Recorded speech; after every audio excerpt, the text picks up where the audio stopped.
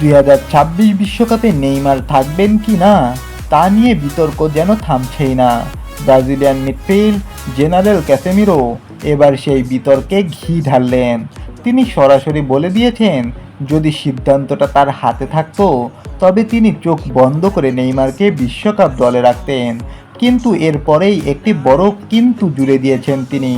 ক্যাসেমিরোর মতে সব ম্যাচ খেলা নেইমারের জন্য হয়তো পারফেক্ট হবে না, কিন্তু যখন ম্যাচ 0-0 বা কঠিন পরিস্থিতিতে আটকে থাকবে তখন নেইমারই হতে পারেন ত্রাতা।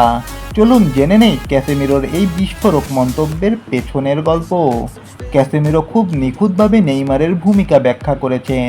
তিনি বলেছেন, যখন খেলাটা খুব ক্লোজ থাকে, স্কোরবোর্ড 0-0, তখন সেই স্পেশাল গোল বা অ্যাসিস্টের জন্য নেইমারই সেরা পছন্দ।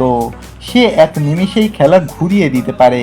ক্যাসেমিরোর মতে নেইমারকে হয়তো প্রতিটা ম্যাচ খেলানো সম্ভব নয় বা তার শারীরিক অবস্থার জন্য সেটা ঠিক হবে না, কিন্তু বড় টুর্নামেন্টের নকআউট স্টেজে এমন একজন গেম চেঞ্জার যে কোনো কোচের জন্য আশীর্বাদ।